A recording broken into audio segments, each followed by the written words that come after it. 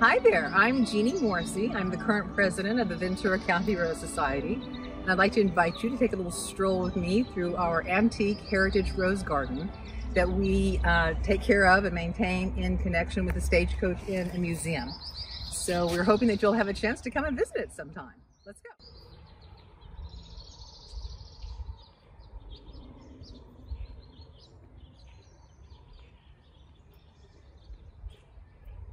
Hello, welcome to our delightful heritage rose garden that we're so proud of.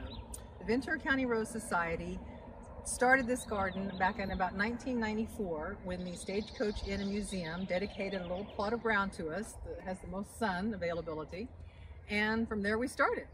These lovely roses have been found in many different places in California, actually throughout the United States.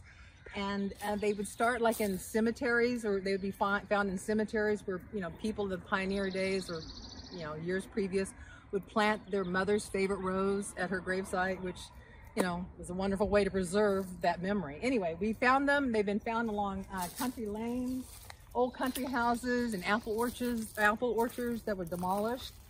Someone would call in and say there's an old rose there, and a rosarian would run out there and see if we could grab it. And slowly but surely, we tried to start propagating the roses and saving them. And this is a wonderful memorial to that effort, and we're very proud of it. Of course, we could always do better, and we keep trying. This one I love, Alfred Colomb. It's a hybrid perpetual, 1852.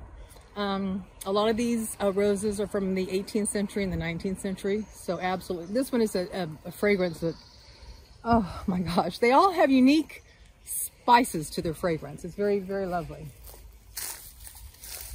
I wish the irises were blooming. We have beautiful multicolored irises, yellows, blues, whites, old-fashioned irises, and they kind of outline our garden.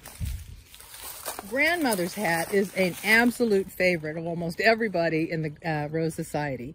This rose we have thanks to the efforts of Barbara Whirl, an older lady back in Pasadena, that had found this magnificent rose bush at an apple cider orchard that was being demolished. And so she took a couple of cuttings and propagated them and started them growing and got them rejuvenated. And she would, a lot of times, would wear these flowers in her hat. And that's the name came Grandmother's hat. But without Barbara Whirl, we would have never had this magnificent, oh, it'll just fill your yard with the fragrance of roses, and not just a specific fragrance, this Grandmother's hat. Absolutely delightful. And you can imagine it on your hat as you're going to Sunday services. A lot of these they used to do that. They incorporated in the Victorian days, they incorporated roses and little apothecaries of lavender, all sorts of lovely things. We're trying to bring back some of those wonderful old traditions. Now this is a fun, delightful, crazy, wonderful rose. It will not die. It just keeps living and living. We're very proud of it. The name of this rose is Secret Garden. And it was actually, if you could come over here, you'll see the bees are just going crazy for it. They're usually all over, little tiny bumblebees, whatnot. But this rose was found up in Northern California in an old abandoned gold mine town. And evidently, some old gold miners thought, well, we plant this here, nobody will find our secret route. And so they got a cutting and they preserved it. They took one back, and they couldn't establish exactly which garden, and so they called it Secret Garden. And now we have it, and it just grows and grows and grows. And we're very happy with this one.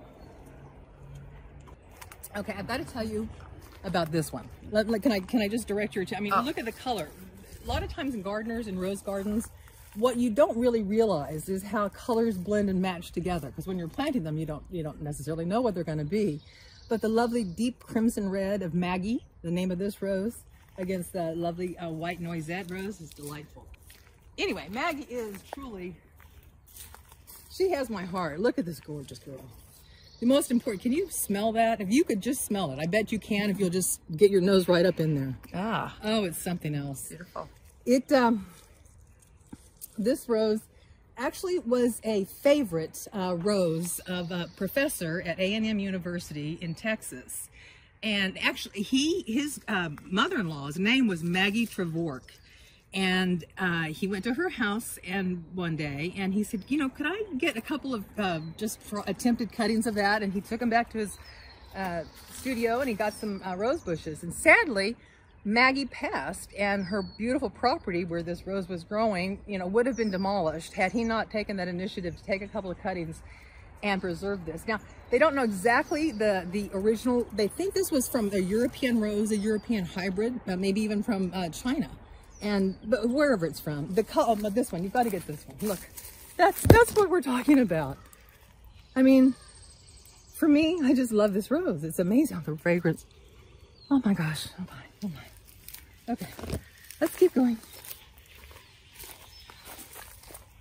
Would you look at this crazy girl? Now this is what rosarians go crazy for. This flat button-nosed, it's basically from the 18th century. This formation of rose was the favorite in the Palace of Versailles.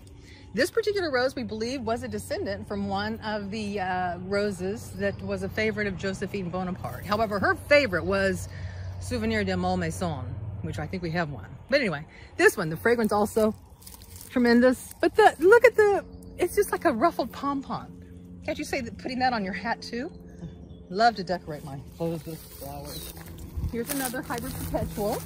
The small sizes, the tiny sizes, the larger, these are noisettes. And again, they have the kind of the ruffle, the four-leaf clover appeal. Delightful to, you know, make us a little boutonniere or love potion and whatnot, which is what they used to do back in the Victorian days. Niles Crochet is a tremendous flower. We want to get that one. Just try that one. That's a beauty. We haven't deadheaded her lately, and she's ready. She's done with her first flush. But look at that beautiful rose. I love the soft pink petals, and then it fans out to the dark crimson or the magenta color on the outer petals. It's really striking when this is just fresh and just fresh blooms just unfurling is amazing. I love this rose too. I love them all. And again, here's the irises. So in the spring when these are blooming, or actually in the fall they'll bloom too, there's yellow and blues, and the color is just fantastic. This rose is lovely. This rose reminds me of Swan Lake for some reason. I see a ballerina, maybe Anna Pavlova, taking a grand jeté across a beautiful stage in Europe. But actually it was, I believe, named after a ballerina, Maria Pave. And it is, is that 1888? 1888 rose. So a little bit before our time, but beautiful rose. Here, actually, I was mentioning a few moments ago, Josephine Bonaparte's favorite rose, and this is a Souvenir de Malmaison. She would have just buckets of these brought into her bedchambers. It's absolutely delightful.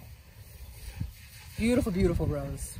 Very delicate, the fragrance not quite as strong, a little bit of a clove fragrance. An amazing flower though. Now, if you have a chance to come and visit our garden, we certainly hope you do. You won't have to have me here as your guide. We have this little handy little book that we put together that gives you all the description about the different roses, and you can read some of the historical facts about them and, you know, where they come from, and it just kind of helps you identify what a beautiful spot this is. A lot of times there'll be weddings here or little social events in the evening, and we're very delighted with it. And about once a month, about 6, 7, 8 of us will get together and come over here and just prune away and snip and have a grand time. So we certainly hope you have a chance to come and visit the garden.